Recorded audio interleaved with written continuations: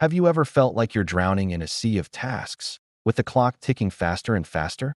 You look at your to-do list, and it just seems to grow, no matter how hard you work.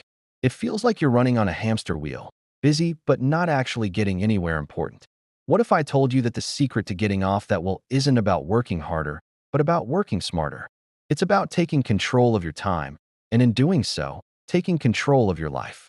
Today, we're diving deep into the art of time management, not as a boring chore, but as the ultimate tool for personal growth. This isn't just about checklists and calendars. It's about creating a life where you have space for your career, your passions, your relationships, and most importantly, yourself. By the end of this video, you'll have a powerful toolkit to transform how you see and use your 24 hours. Let's start with a foundational truth. We all get the same 24 hours in a day. The difference between those who achieve their dreams and those who just dream about them often comes down to how they use those hours. The legendary author Stephen Covey once said, "The key is not to prioritize what's on your schedule, but to schedule your priorities." This is a game changer. Most of us fill our days with urgent but unimportant tasks, answering every email immediately, getting pulled into random requests. We're busy, but are we being productive? The first step to mastering your time is to understand where it's actually going. For 1 week, I challenge you to become a time detective. Use a notebook or a simple app to track your activities. Be brutally honest. How much time are you really spending on social media? How long do those quick coffee breaks actually last? How many hours are lost to multitasking and context switching? You'll likely be shocked by the results. This isn't about feeling guilty. It's about gathering data. You can't manage what you don't measure. Once you see where your time leaks are, you can start to plug them. Now, let's talk about the Eisenhower Matrix. It's a simple but incredibly powerful tool for decision-making. Imagine a box divided into 4 quadrants. On one axis, you have urgent and not urgent. On the other, you have important and not important. Quadrant 1 is for tasks that are both urgent and important. These are your crises, your deadlines, your pressing problems. You need to do these immediately. Quadrant 2 is for tasks that are important but not urgent. This is where the magic happens. This is personal growth. It includes planning, exercising, learning new skills, building relationships. These are the things we often put off, but they are what truly move our lives forward. You need to schedule these. Quadrant 3 is for tasks that are urgent but not important. These are mini emails, some meetings, other people's minor issues. The goal here is to delegate them if you can.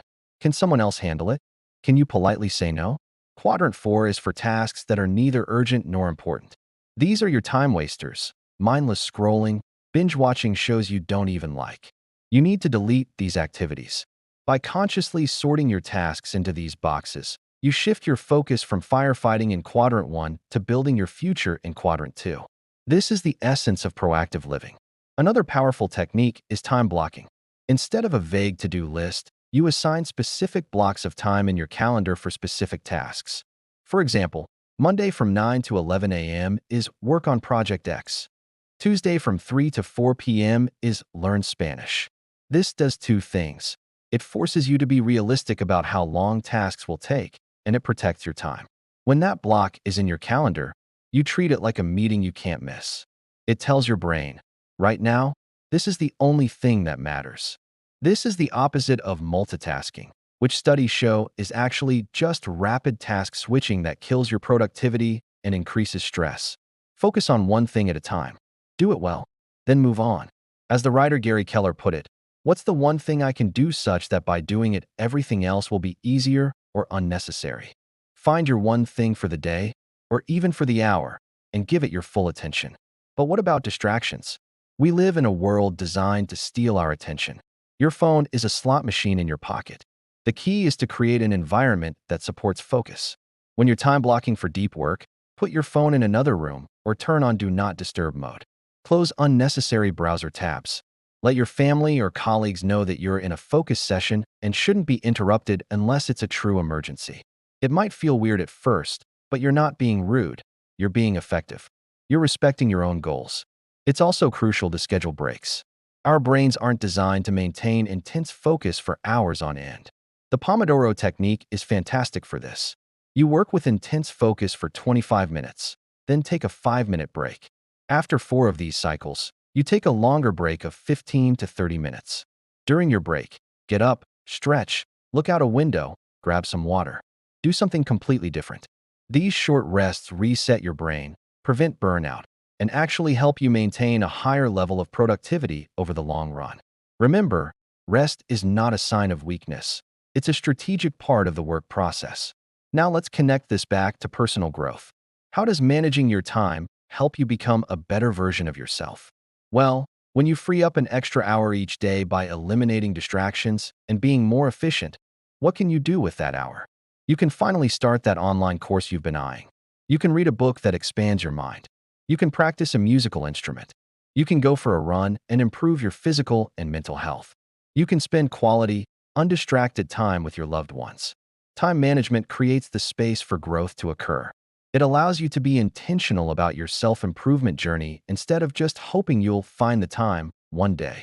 You don't find time, you make time. The Roman philosopher Seneca wisely said, "It is not that we have a short time to live, but that we waste a lot of it."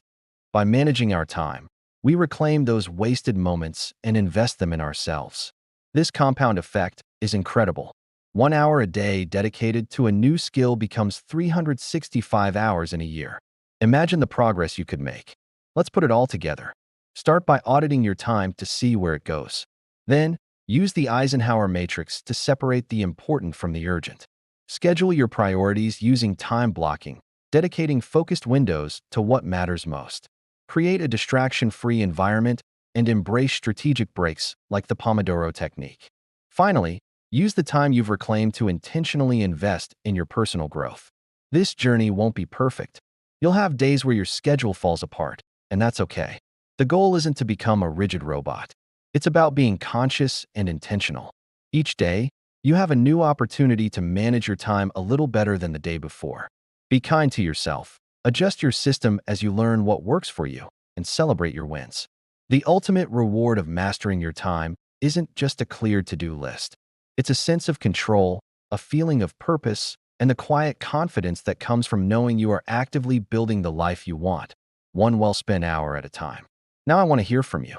This is a community of learners, and we can all grow together. What's your top time management tip? Share it in the comments and help others out. Your simple trick might be a huge breakthrough for someone else. Thank you so much for spending your valuable time with me today. If you found this helpful and want more content on personal growth and productivity, please hit that like button and subscribe to the channel. It really helps us grow and create more videos for you. Until next time, take control of your time and go build an amazing life.